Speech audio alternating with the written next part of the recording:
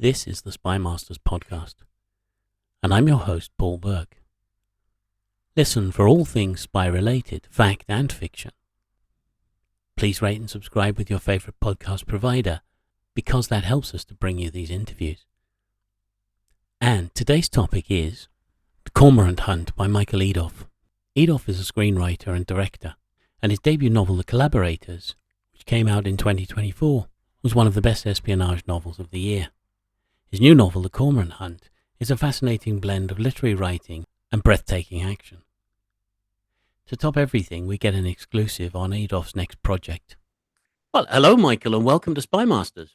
Hello, Paul. Thank you for having us. Lovely. Us, me, Us, yeah. royal we. Yeah, I don't know. It's usually me who cocks up the start. Yeah, okay. Anyway, sir, let's start with a very simple question then. You obviously have a significant interest in the spy world. Where does that come from, or who sort of was the person that got you interested? Part of it is literary, and part of it, I think, is a function of my biography You know what I because, just realized? I said yeah. that's a straightforward question. It's not really a straightforward question, though, is it? It's quite complex. Yeah. I wish I could just say like, well, when I was 14, I read The Spy Who Came in from the Cold, and my life forever changed. But honestly, it's mostly a function of, the fact that I grew up kind of between cultures.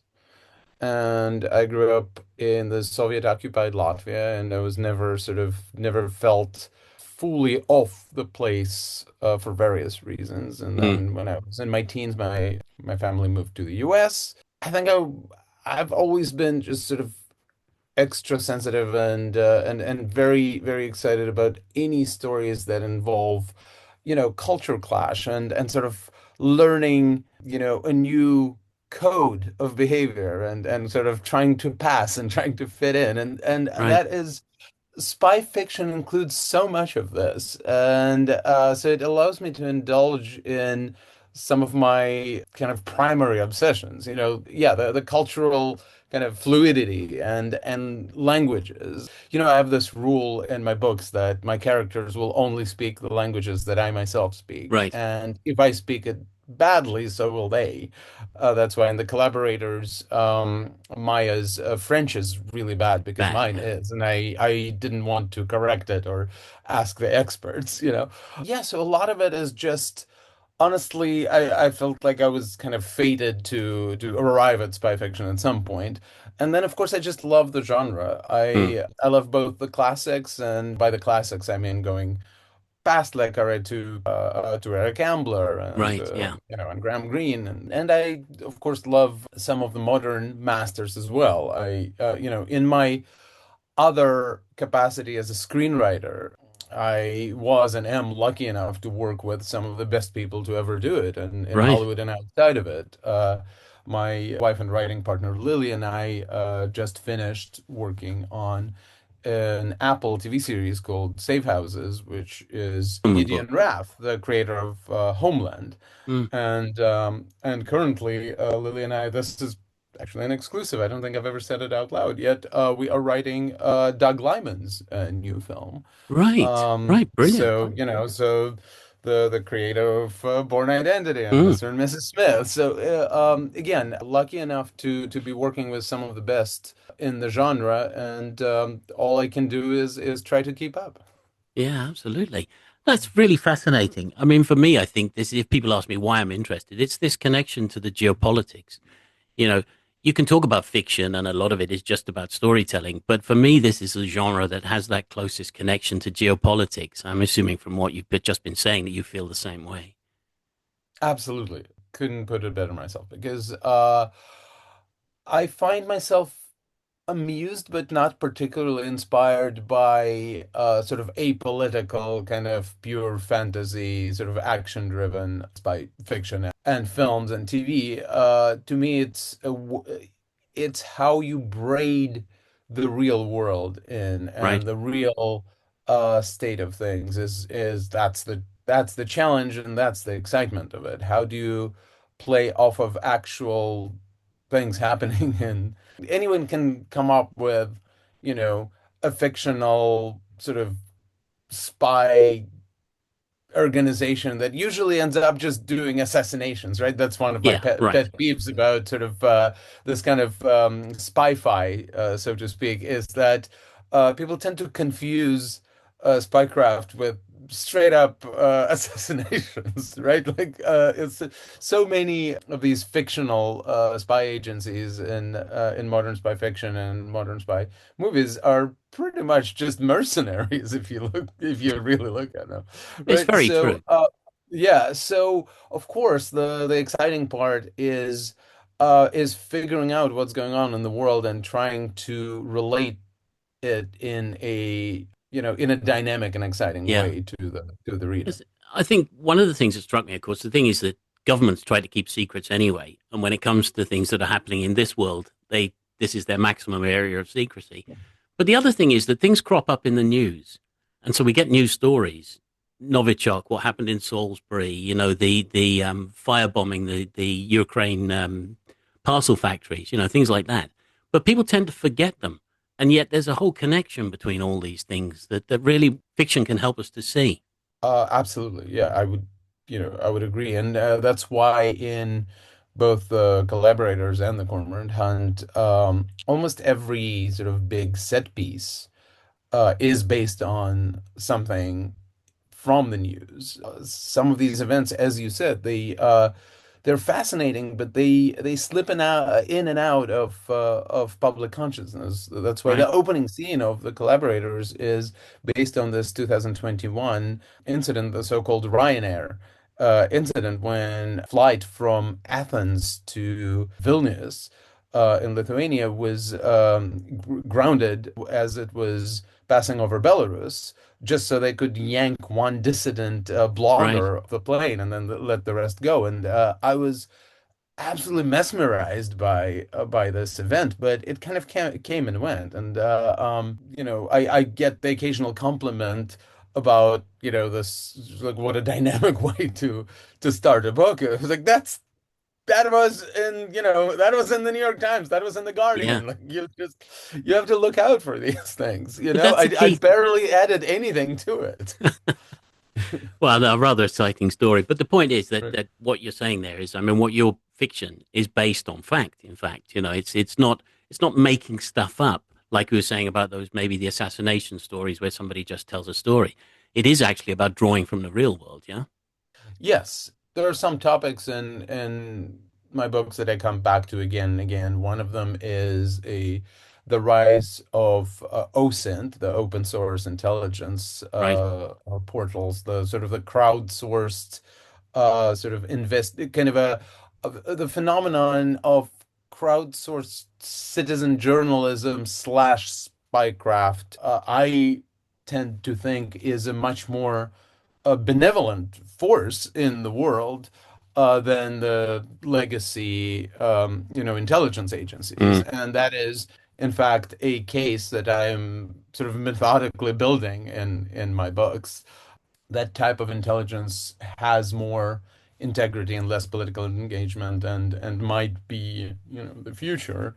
Um, Obviously there's things like that, but there's also it's also a trap, to be honest, trying to stay current, because right. we all know books have, if you're lucky, it's a 1.5, 2 year production cycle, Mm, from an idea to the book coming out, unless you're an absolute hack. So there's an inherent danger in chasing headlines.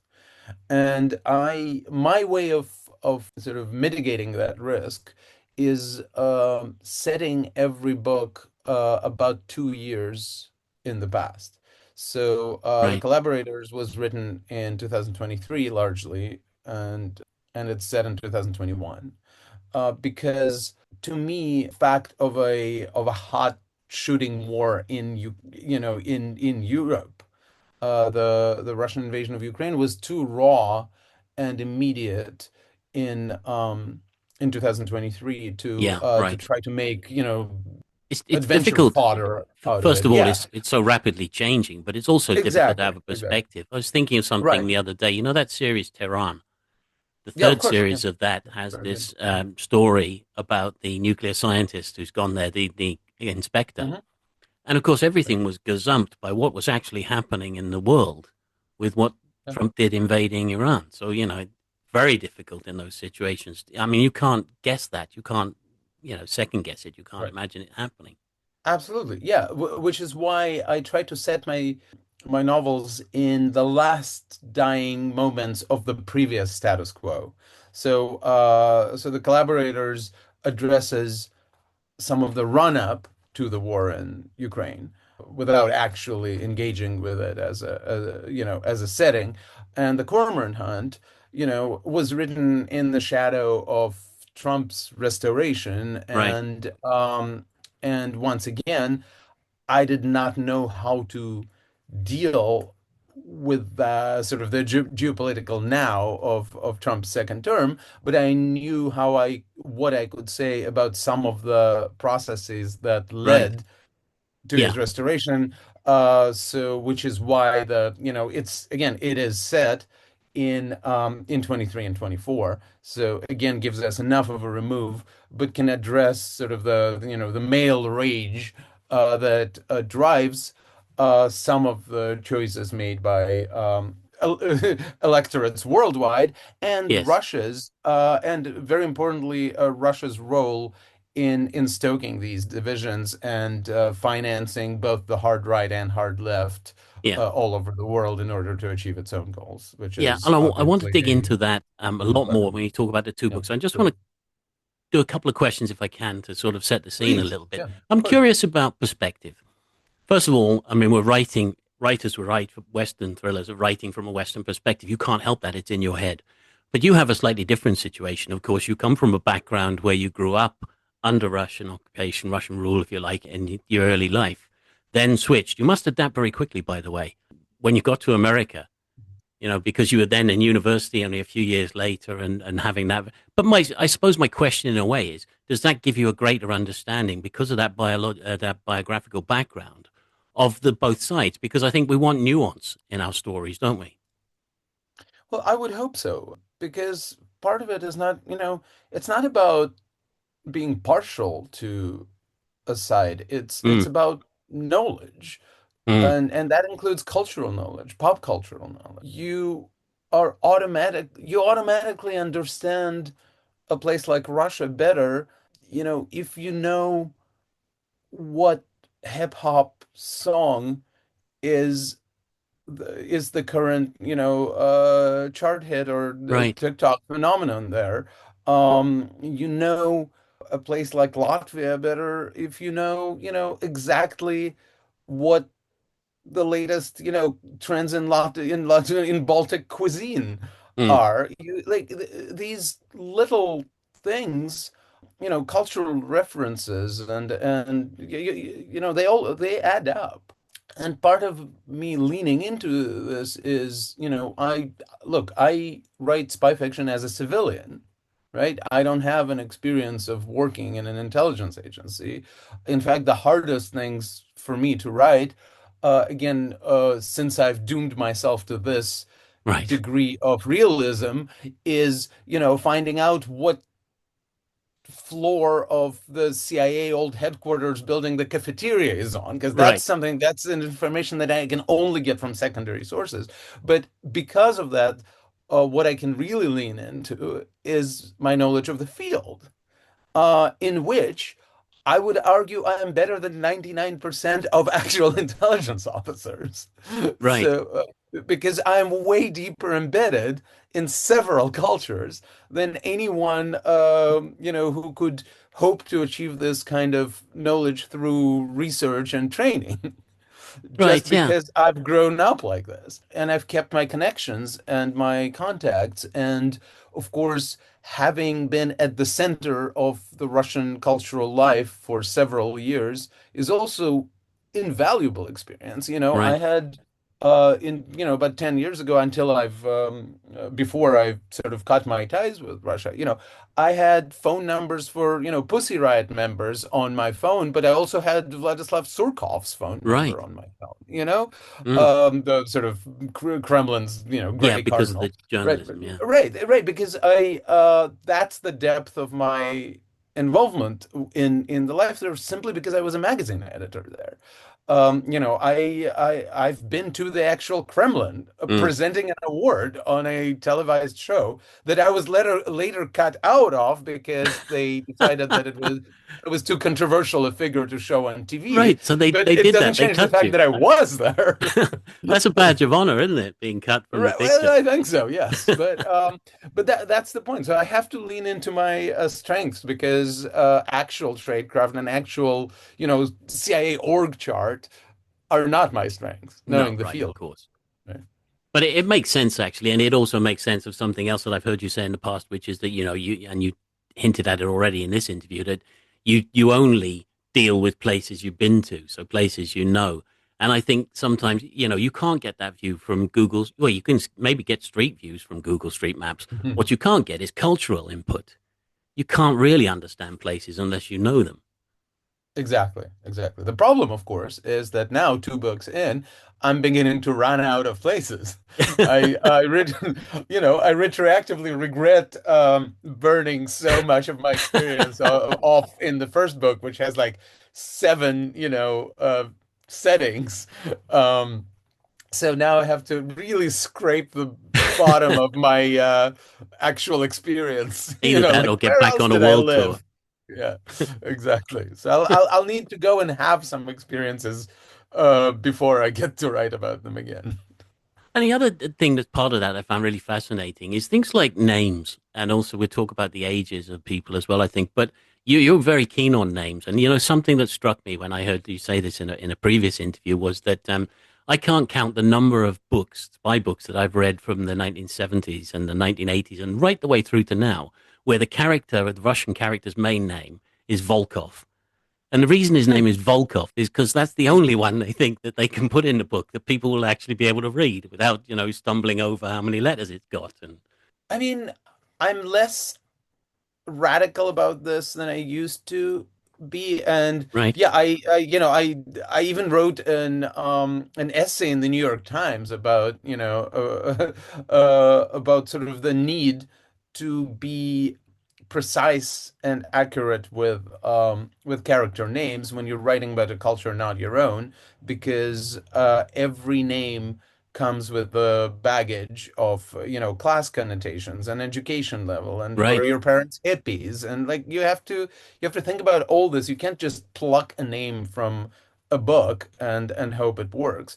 But on the other hand, I don't want to tax my readers too much, and I do see some of the reviews, not professional critics, but just reader reviews on my books. I do see the occasional complaint that the names are so hard to, keep track right. of because, all these Slavic names and or German for that matter. So I do have to keep in mind that uh, there's a nice rule in screenwriting that you don't want characters' names to start with the same letter and things like Right. that. Just you do have to. So it's a double responsibility to be accurate and sensitive culturally, but also to make it as easy on your reader Yeah. as you can. But yes, you're absolutely right. It's funny that you mentioned Volkov. I had a conversation online, about a German character in the Cormorant Hunt Hmm. who appears very briefly. There's going to be more of him in the third book. The German politician named Florian Reschke, Right. and I asked sort of German readers like what that name suggests to them in terms of sort of cultural free association, and so many people I spoke with were just really happy that someone bothered to Right. ask because they have the same grievance that any Anglophone writer writing a German character like, just names that character like Hans or Dieter, Yes. which are not the names that younger Germans even have these days, No, it's very true because Um, the young names yeah. here are very different to what they were in my generation, of course. And I was just Yeah, thinking, if you, exactly. It's like, yeah, imagine if, imagine flipping that. Imagine a French or a German writer writing about, modern British or American society, and and the characters are just randomly named things like Yeah. Jebediah or Yeah, or writing a book about Boston or Worcester or somewhere like that, and not having any Irish people or Irish names in it. It just wouldn't, That's just wouldn't, right. wouldn't work for the local Exactly. audience. They'd know that. Exactly. Yeah. Okay, moving on a little bit then, talking about the collaborators. I mean, we already started on this subject, but I'm interested in the two characters that you picked up. We got the disgruntled CIA officer and the troubled heiress, Mhm. working together in the story.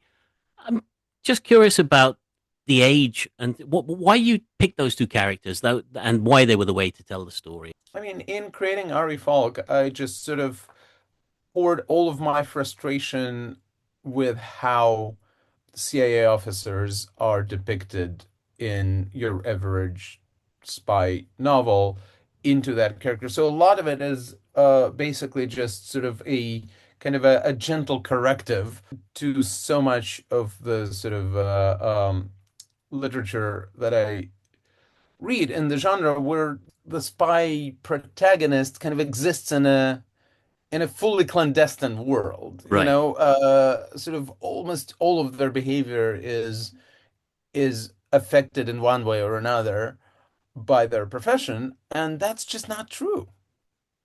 You know, I have friends and friends of friends in the intelligence community, and they compartmentalize.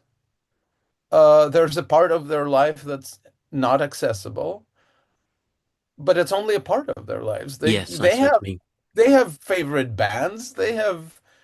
like food. They exist Ordinary in the family world, life. Yeah. and yeah, and I'm not talking about this in the James Bond way because he's the other extreme because he's just a walking billboard for consumer goods. Yeah. Uh, I'm not talking about that, but I still don't know what his favorite band is. You know, I know he doesn't like the Beatles Yeah, I was just canonically. thinking that's the one thing we do know. He doesn't like the Yeah, Beatles. that's the one But of the actually, few now things. he's probably allowed to like the Beatles. Now they're I, th still I think that writing those maybe books. the Craig one like does. I don't know. Yeah, I don't know if how it changes, but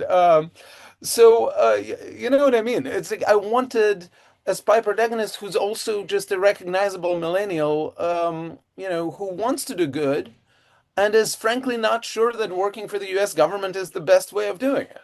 And and and Maya, the co-protagonist of the collaborators, was just a way to bring somebody who's completely new Yeah. to that world, and there's a slight generation gap. She is 23 in the year 2021, which yeah, which makes her so she's a late 90s. She's I think she's on the youngest side of millennial. Right. Right, so she's not Gen Z. So it's not a massive cultural age gap, but it's more of a gap between, growing up in absolute lap of luxury, and then being thrust into this kind of world. And of course, through Maya, I got to inhabit rather the perspective you know, of a second generation immigrant, Yeah. somebody whose father comes from, the old country, and it's amplified by both of her parents being immigrants, but from two very different cultures. Yeah. Yeah. Yeah. No, what's one of the aspects about that that's very interesting, of course, is the age. And that's why I did mention this millennial and very late millennial is that they are post Cold War in a sense. Hmm. But the whole thing about the book is when you go through it, this story goes back into the Cold War, you know. And so what we have is the interesting thing that my generation, I have of the Cold War, having lived through it. Whether I'm right or wrong about the details is another thing. But I have experience of it, and these people didn't. And that was fascinating as an aspect of the book. Thank you for saying that. Actually, that's something that Ari Falk struggles with as well. There's Right. a passage in the book when he says that, when he was coming, because in the books, he joined the CIA in 2006. And he says that, he was still surrounded by all these, old Russia hands who were sort of nostalgic for Yeah. bipolar world where, the There was a Moscow sort of posting certainty. was the absolute pinnacle of an officer's career. And as Falk saw it, there was never Russia was never, America's dark twin. There was no sort of red colossus in the Right. mirror, just sort of a second-rate regional superpower, driven by grievances. And so in a way, he's kind of a Russophile because he got recruited on the strength of being a Slavic literature major, Right.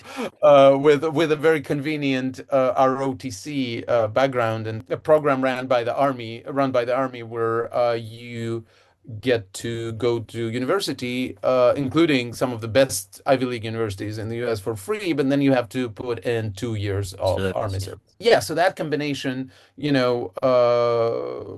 made him irresistible for recruitment, but in a certain way, he doesn't understand what the big deal with Russia is, Yeah. and that of course is very generational. Yeah. And very interesting to see. And of course, now you were in Russia. You were in Russia as editor of GQ, weren't you, for a period? Mhm. In Yes, fact, you left, yes, it I was suppose. definitely the weirdest period of my life. Yes. Well, maybe tell us a little bit about that. But I'm kind of curious because there was this period after the Cold War where things opened up, or people thought they did. Russia was part of the G8. There seemed to be this softening with Putin.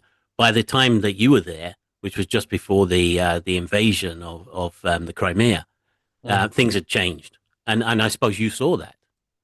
Well, I would argue there were several periods. Obviously, there Right. was the Yeltsin years, so the wild, wide open opportunity, but also just tremendous crime and poverty and kind of economic and cultural naivete. And then Putin coming in, basically sort of preying on the frustrations of that era and promising stability and basically offering sort of that the grand bargain with the devil, where, we like, why don't you outsource all political Mm, decisions to the remnants of the KGB? Let's call it what it is.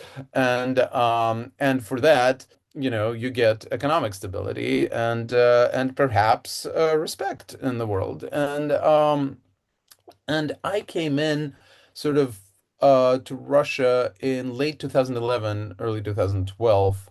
So I witnessed the sort of the rollback, the moment where that liberal experiment within Putinism that reached its apex in the Medvedev years, right? People forget that yes, Russia for 4 years had a different a different president, president. Yeah. right? Which didn't matter because Putin stayed on as prime minister. But it was part of a sort of, they were definitely testing the waters.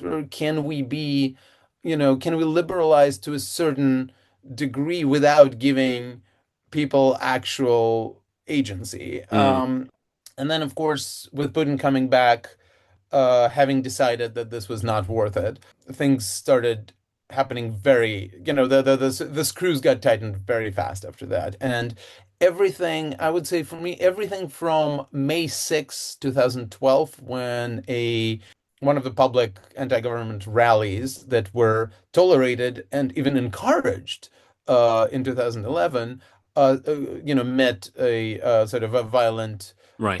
suppression, and over 100 people got real prison terms for supposedly assaulting Yeah. officers at that demonstration. I would say everything from May 6, 2012 up to today is a direct line. Mm, So I was there to witness that turn. And I got out of Russia shortly after they annexed Crimea because in 2014 I moved to Berlin because I pretty much saw the writing on the wall. Yeah, so my Russian tenure was very short, 2.5 years, but it came at a crucial time. And it's funny because I did write a nonfiction book about this. right. Yes. Because the smartest thing I did in Moscow while I was the editor-in-chief of GQ there was to keep a diary.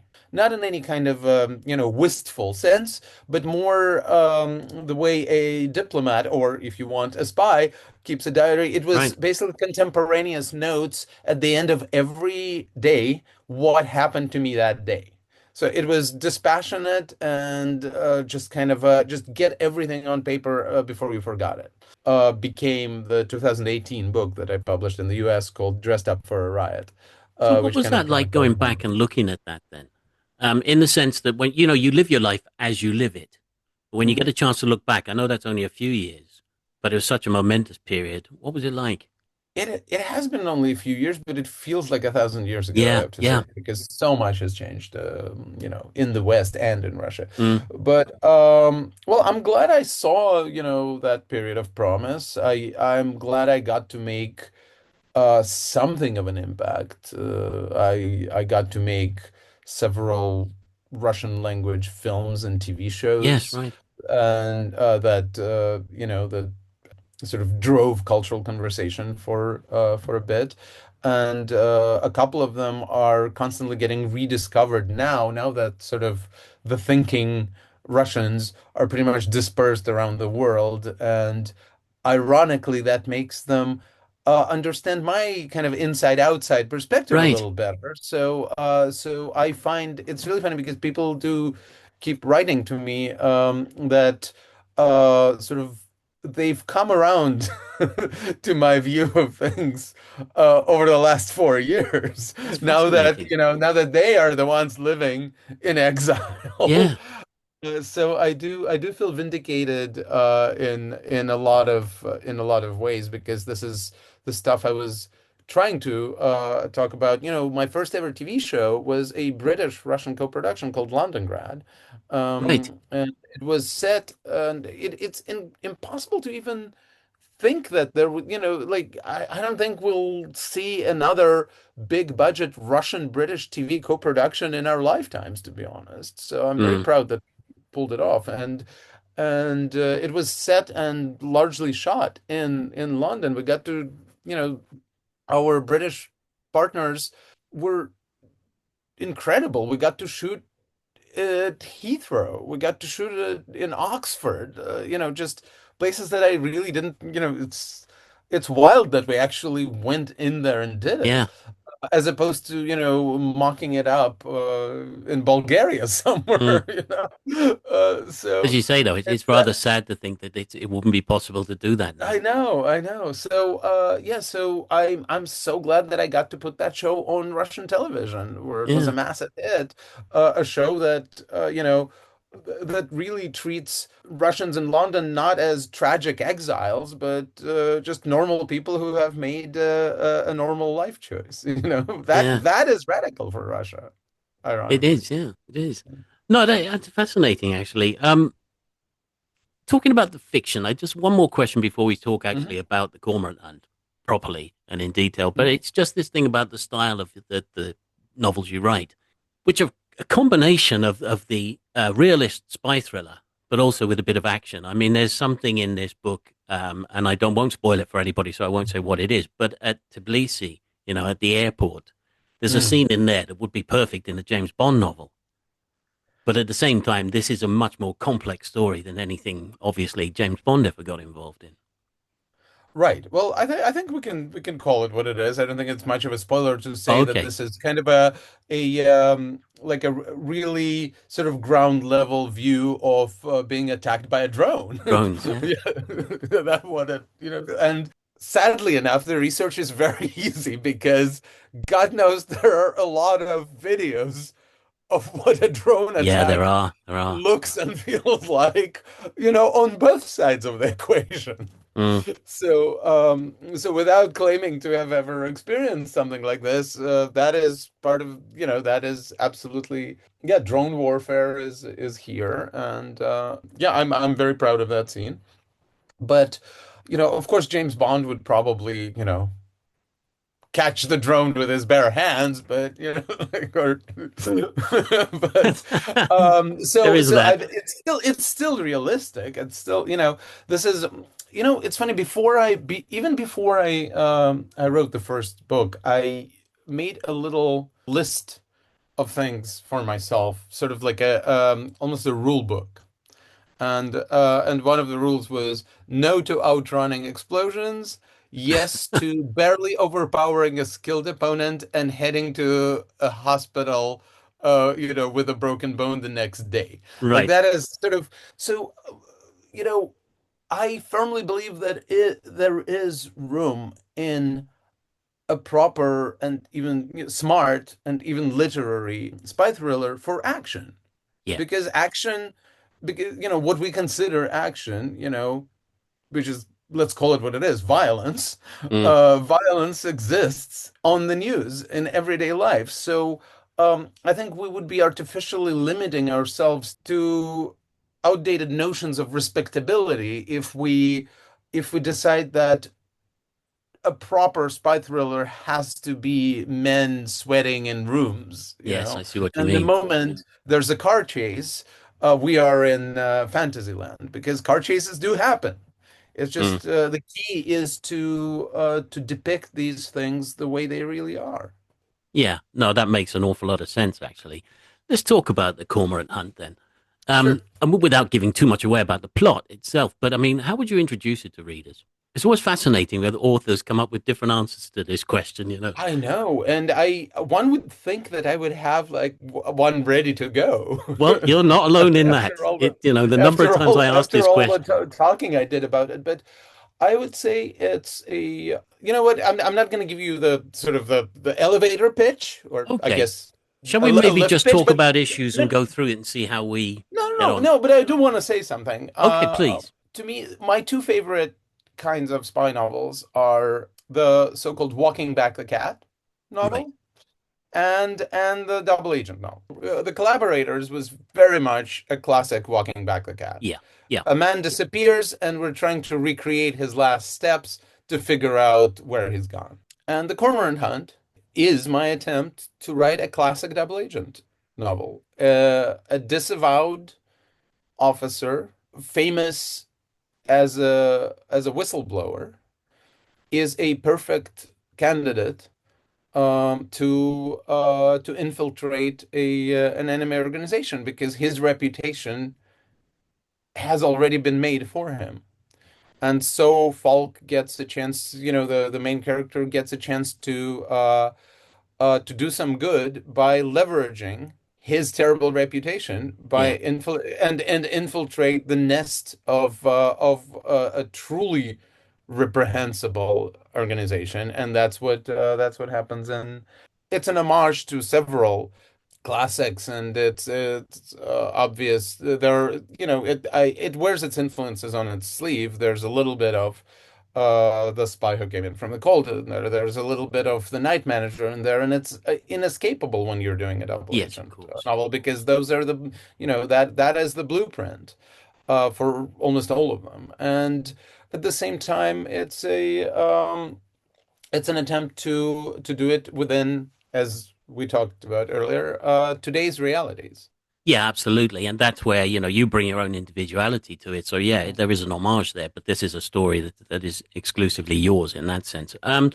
Talking about Ari Falk then, first of all, we knew he was a disillusioned agent. Now he's a retired or a former agent, and he has this stain on his reputation. And it's that makes him attractive to the organization he's then got to infiltrate. The curious thing is, it's the fact that he's disreputable character is actually makes him somebody that they can trust. It's one of those bizarre things that even those people have to have some trust in the people that they get, and they get trust from the fact that he's distrustful. Rather weird sort of combination, isn't it? Right. Well, it's funny because he needs to, in order to be trusted by the organization he infiltrates, he needs to lean into his hatred for the CIA, Right. which is 80% real at that Mm, point. But except he also, in a way, rediscovers, not to spoil the novel, but while working with the sort of brilliant young deputy director, Asha Tamaskar, he also rediscovers his purpose as an officer and maybe even regains a little bit of trust in the institution that he's right. abandoned in the previous book. Yeah, it's interesting, isn't it? The other interesting fact about the book, or the other one of the other interesting things about the book, is the antagonist that you've created. You describe him as sort of a champagne Andrew Tate. He has this. I suppose. Well, he's got this Oxford background for a start. So it's sort of, we had a guy called David Irving over here who wrote a book, Mm, basically dissing the Holocaust, and mm, actually sort of, so he was giving an intellectual background to something that was just evil, and didn't right. deserve it.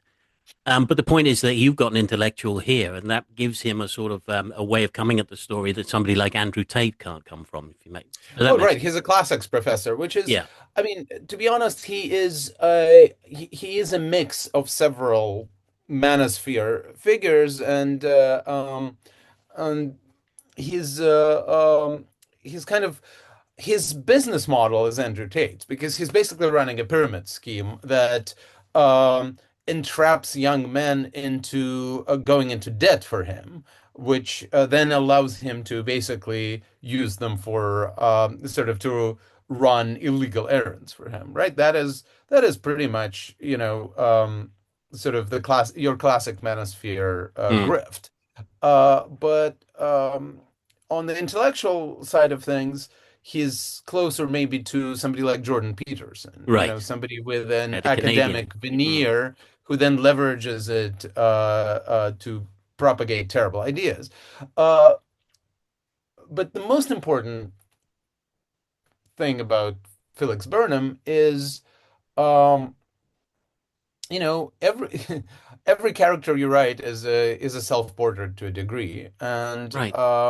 and by giving him a background that is not that dissimilar from mine, I tried to really steer into a question I've asked myself several times in my life. Because I grew up, yeah, I came to the US from Eastern Europe, and for the first few years in high school and college, I was sort of angry, alone, and Right. unpopular, and terribly overeducated for sort of for my peers,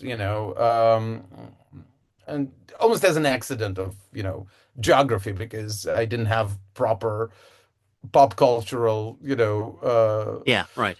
upbringing. So, so yeah, so like I was reading the classics in my mid-teens, while my, American peers, let's just say, weren't.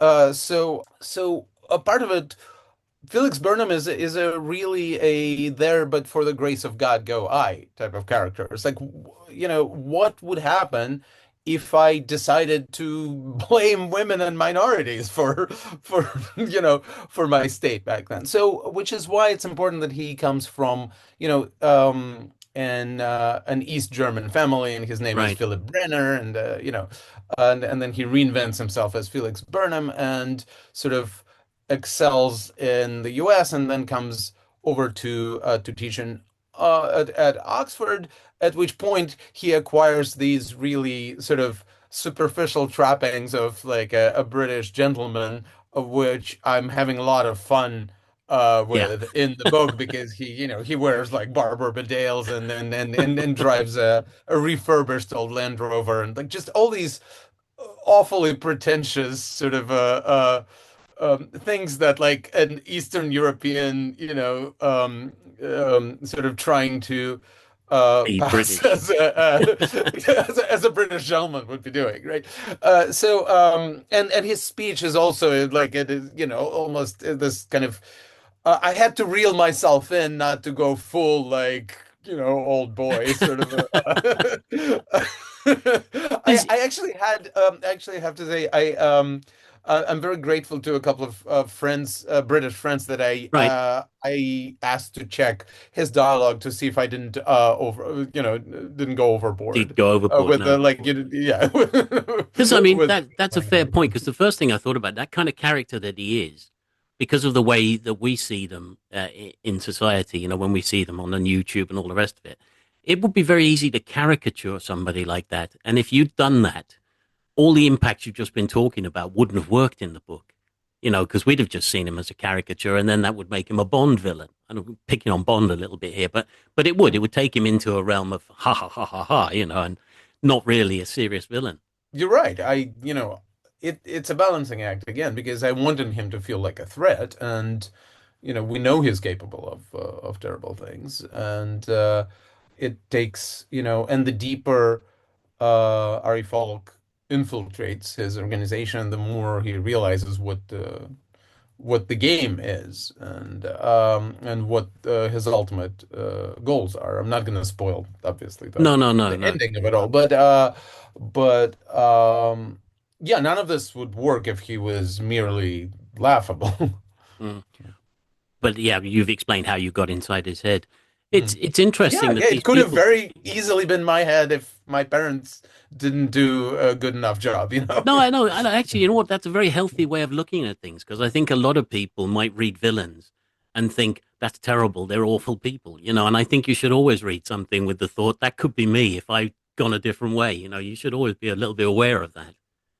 Well, there's a couple of moments in the book where I quote Burnham's, YouTube rants. Yeah. And the key to writing these rants is like I write sort of each of them starts with two or three sentences that I myself would Right. Something tend reasonable. to agree with, Mm. and then they take a turn into sort of ethnic or gender kind Yeah. of So it's those hate leaps. that I find reprehensible. But it's about sort of having the right frustrations with the dumbing down of the society, with the sort of the with the fact that we are alienated from uh, from the technology we use on purpose, and to the extent where none of us know how anything we use works anymore. Like Mm. these are real Yeah. Yeah. frustrations that I happen to share. It's just that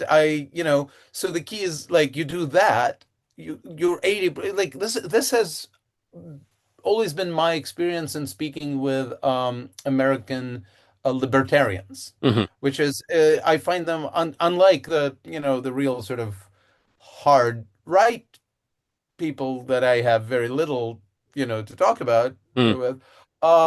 Libertarians are interesting because up to a point you agree with their every grievance.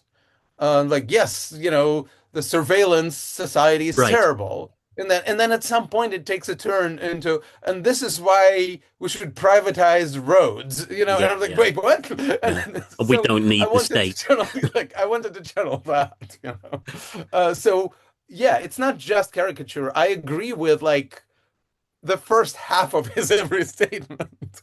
Yeah. No, it is fascinating because it's interesting then to think about how this has an impact on the people that they address. And I'm thinking particularly young people who live more on the internet. They live on YouTube and things like that in a way that we don't certainly I don't for my generation. And but you've got to see them again. We could easily demonize them for the way that they are picking up on these things. But we have to be more sympathetic to that, don't we? We have to understand better what's actually happening. Yeah, once again, I would fully agree. A lot of what we're seeing is in terms of radicalization of young people is a function of the algorithms that they've been fed that are designed for one purpose only, and it's an apolitical purpose. Hmm. The purpose is just to be addictive. It just so happens that grievance and frustration and rage are more addictive than, Yeah, yeah, yeah. dopamine, and so it's a case where things are going to hell not because of this generation is somehow worse than all the previous generations, which every generation gets accused of, right? Right. It's because sort of they are facing an unprecedented kind of optimization of greed, Mm. and they're victims of that. Yeah. And what we see in the novel also is, of course, how this is monetized. And, this is actually a way of making money, and it's also a way of drawing in money from bad actors. Let's say I won't say too much more than that. We don't Right. bring people in, but there's a there is effectively a conspiracy going on underneath, if you like. There is, and it's hidden in plain sight. Mm, There's been enough reporting in the open sources about Russian financing right, of every illiberal cause you can possibly imagine. And one of my favorite scenes in the book involves a sort of a hard left environmentalist group that are, having a sort of a meeting to discuss whether they can make a strategic alliance with a hard right group right, represented by yeah, Burnham. yeah, Uh, in the meantime, both of them are being financed unbeknownst to themselves from the Kremlin. yeah. This is sort of going back to what I was saying at the start about how there's sometimes things crop up in the news and people kind of they listen to it or they hear it, they read it, whatever, and then they move on. Whereas, in a novel you can join up some of these points because this all leads to something else. I mean, you said we're setting it at the end of an era in a sense. This is just before Trump gets elected for the second time. And that does change everything. And the point about Right. it is that this is part of a story in building what supports Trump. Well, it's not even just that, and even Trump is just a symptom, really. Mm, I recently had an interaction with somebody who um, took issue with my, obvious and sort of full-throated support of Ukraine and the right, Russia-Ukraine right. conflict. And and I try to be sort of respectable and understand where people are coming from when they Hmm. when they come at me with this, if they themselves are not just ad hominem. And it took me a second to figure out that this person was a supporter of Spanish Catalonian independence. Right. And the thing, which again, I believe in any organic self-determination movement. But the thing is, Russia supports and finances that movement in bad faith because they support Yeah. anything and everything that Destabilizes weakens, Spain. that destabilizes the West in the Mm, same way they supported Brexit, in the same way they supported the Reichsbürger in right. in Yeah. Germany. And it's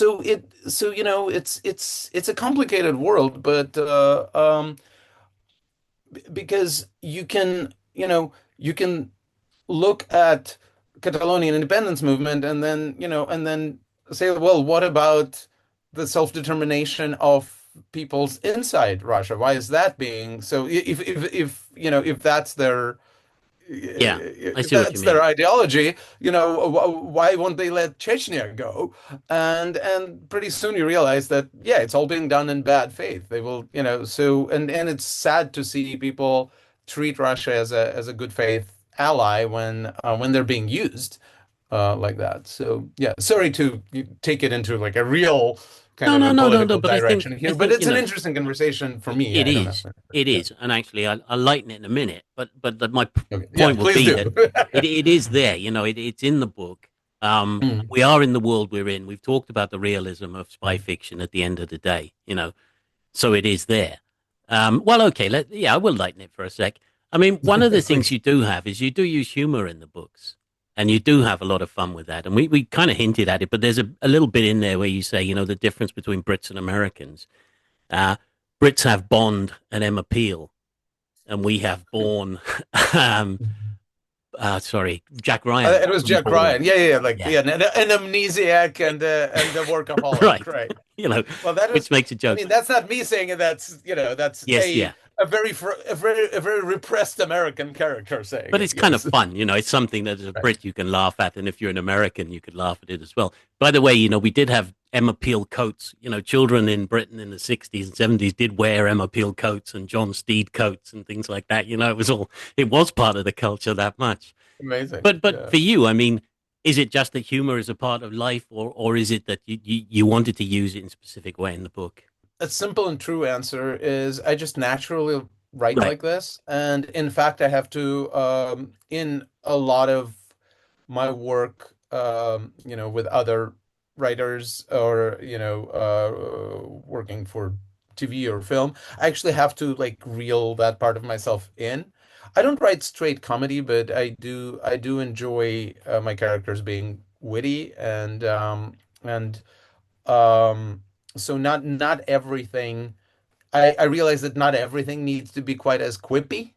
Yeah, yeah. So yeah, so I try to limit it, but it's just the interesting thing about these books, specifically the collaborators and the Cormorant Hunt, is that the voice they're written in is the closest thing to my natural voice Right. there Yeah, yeah. is. Like everything I had written before that is me trying to be something, trying to Right. sound So serious, you trying can't to do it with sound film, you can't do it literate, with trying to series. trying to sound objective. So you could argue that this is the absolute closest thing to my natural voice as a narrator or as a party guest. Right. Yeah, yeah. So yeah, so I really tried to keep the voice as yeah as natural as it comes to me. Yeah. And so what we have here is a trilogy. You've said it's Mhm. a trilogy. I mean, I suppose I wonder how that fits. I think everybody writes the first book in the hope that they could write the second book, but the number of authors who say, "Well, I told them it was a trilogy because that's what they obviously wanted," and in fact, it just develops from there. But you have the experience of the film 2 hours, done and dusted. Series, a lot of time to expand on themes and expand characters, backgrounds, and all sorts of things. What was this? I suppose I'm trying to find out in a way where the trilogy fits, in terms of how you structured it and how you thought about that. I try to make sure that um, each of the books stands on its own, and you do not need to have read the collaborators in order to read the Cormorant Hunt.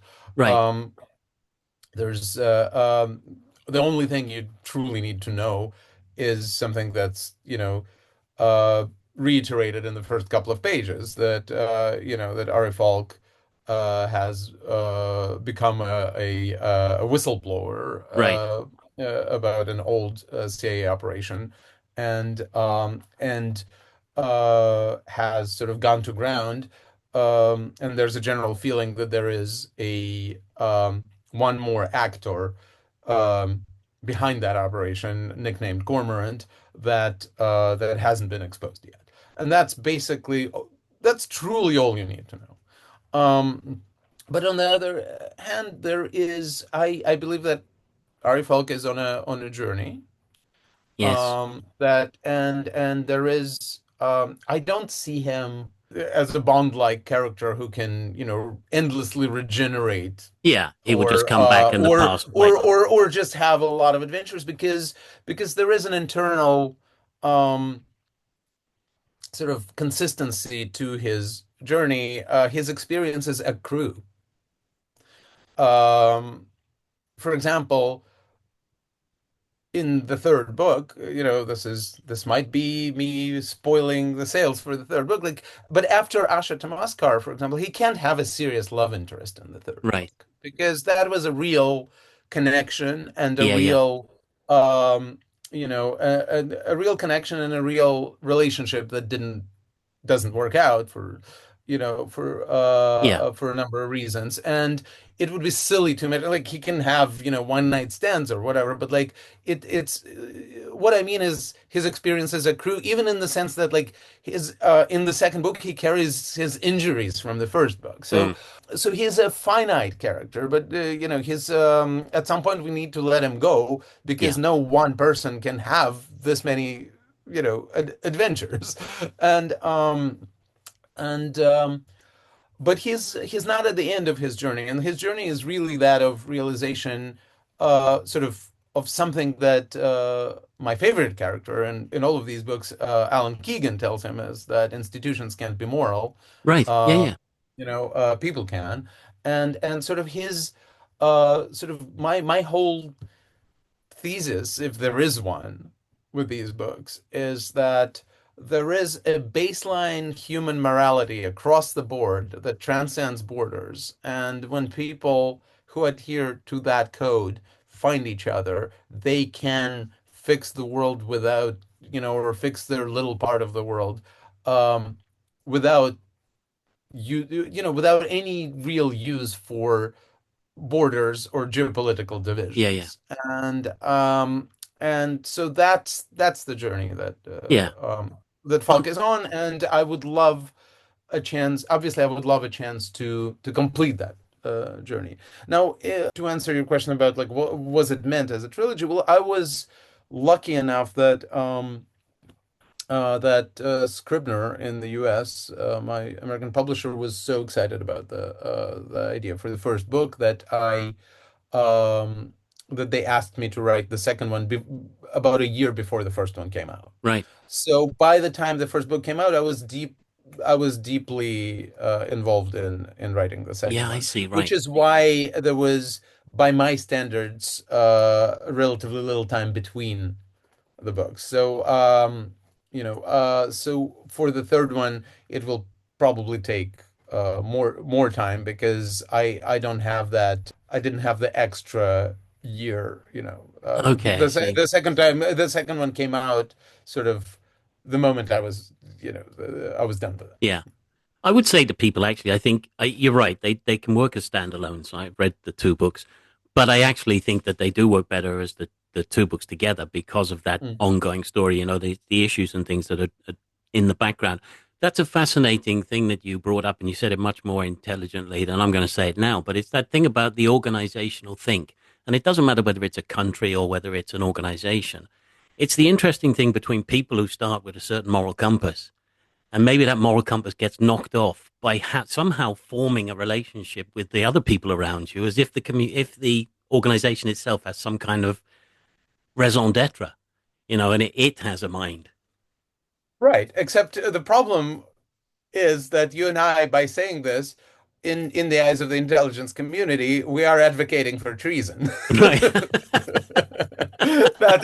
And that's the tension in the books. But Right. I'm usually like pretty allergic to spelling things out, but I really did feel the need to spell it out in the Cormorant Hunt when at some point Fogg says the only true ideological Right. division that's left in the world is not right or left. It's between people who want to replace institutions with better institutions and people who want to replace institutions with themselves. Yeah. And I find that to be applicable to almost Yeah. everything. Well, then, just to get the last question on the third book, if you like, in this one, it's that this world now, because what you say makes so much sense in the context that we really are entering another phase now where we don't know who's on what side, where the polarizations are, you know, how divided and uncertain we are, which is one of the reasons why I think people love spy fiction in this particular era. But we're in a very, this is a state of flux. Nobody can tell us what it is or where we are at. And I'm thinking now, the last book was set in 24. So if you're doing the Mhm. third one, you've got to go to the future, I take it. If that's the case, boy, what happens there? And I don't Well, expect you to give us a plot or anything. by the time I'm done with it, that future is going to be the Right. past. Yeah. But I will. You know what?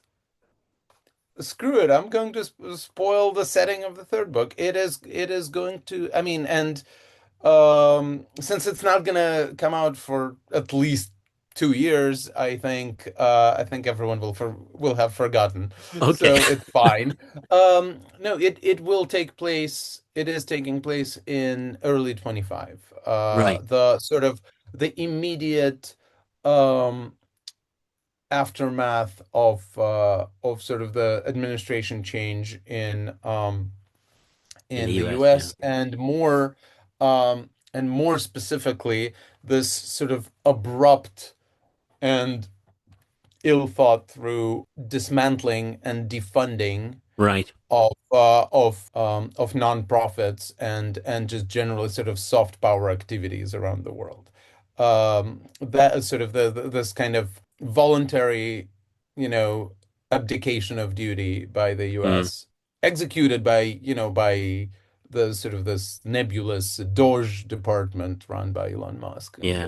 so that is the overall setting of the book, and hopefully by the time it comes out, it's going to be 27 or 28, and it will be in the rearview mirror enough for us to form enough of a consensus about what that period was, because oddly enough, that period is kind of over. It was a very Yeah, strange few yeah. months, and I truly believe that a lot of believe and know that a lot of sort of behind the scenes work was done in these months involving um, agencies and institutions and that were affected by these massive layoffs, massive defunding, etc. And I so that's the third book. Now I was also a part of it, of this, because one of my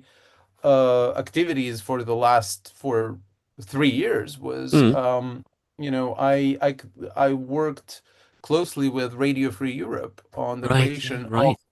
of a non-profit video on demand platform that gave voices to banned and exiled Russian language Mm, creators, stand-up comedians, band musicians, uncensored talk show.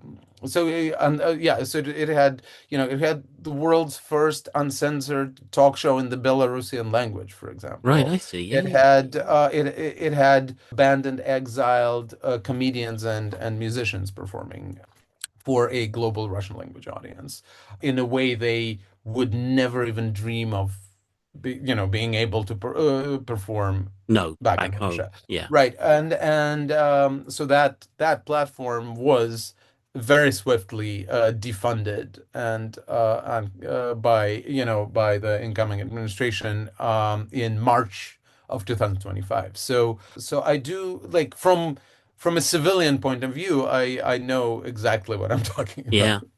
Because it is a wider problem. I mean, that must be so make you frustrated and so angry about that kind of thing happening. The arts are always one of the early things to attack.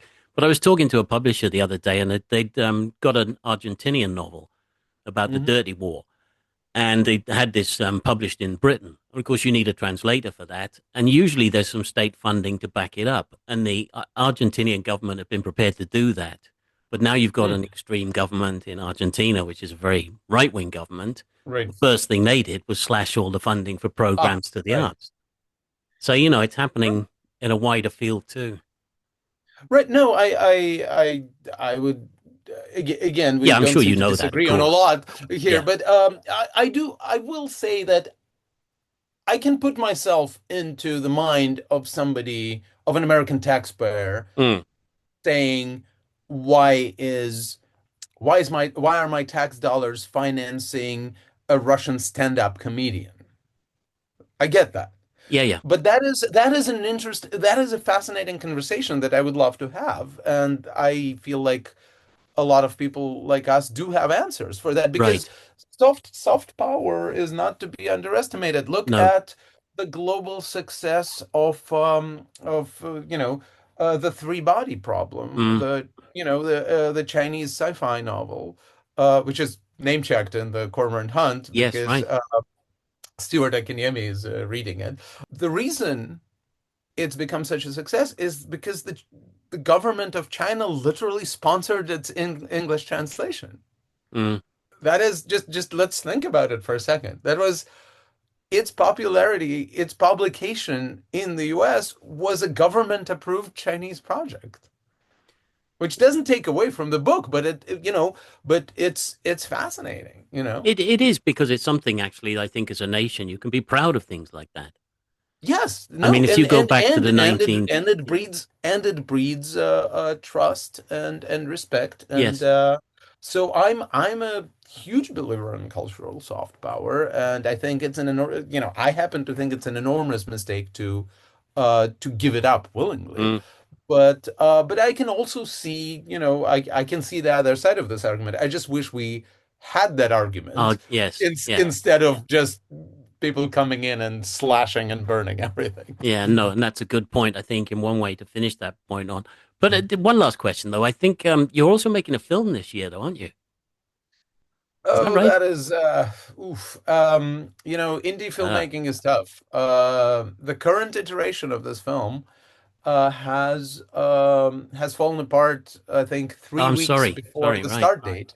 No, but it's that is how it works. It The will nature of the business. Yeah. I'm lucky to have partners who really believe in the script and in me and in this film, and it will come back in some shape. It's just that this is par for the course, and just in the world of non-studio Right. filmmaking, I've heard stories of that happening, not 3 weeks before the shoot, but on the first day of the Okay. shoot, which Right. is, can't even imagine how that feels like. Yeah. Yeah. So let me get back to you on that. Okay. Fair enough. But in the meantime, I'm incredibly honored and excited to be working on a script for Doug Liman's Yeah. I latest. bet. That sounds fascinating. Yeah. I'm looking forward to that one. Michael, I've had a great time. I know we've talked, through a lot of very serious issues, but it has been great. Thank you very much. Thank you so much. What an absolutely fascinating chat there with Michael Idov. I honestly think we could have gone on for a lot longer.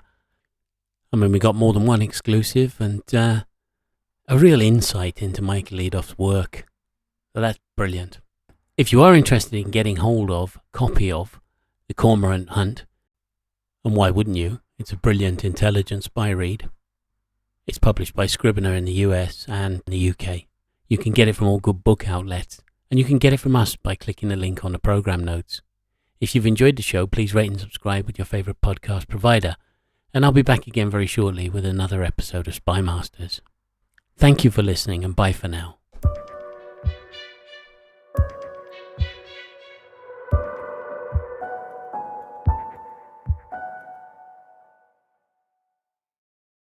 Most people don't realize how much their personal information is being bought and sold every day. Data brokers are making billions pulling details about you from public records and the internet, and then packaging and selling it, usually without your consent. That's how your information lands in the hands of scammers, spammers, even stalkers. It's why you get endless robocalls and why ads seem to follow you everywhere. That's where Aura comes in. Aura actively removes your data from broker sites and keeps it off. They also instantly alert you if your information shows up in a breach or on the dark web. But Aura goes beyond data protection. With one app, you get a VPN, antivirus, password manager, spam call protection, dark web monitoring, and even up to $5 million in identity theft insurance, all backed by 24/7 US-based fraud support. Other companies might sell just credit monitoring or just a VPN. Aura gives you all of it, together, at the same price competitors charge for just one service. Start your free trial today at aura.com/remove. Protect yourself now at aura.com/remove.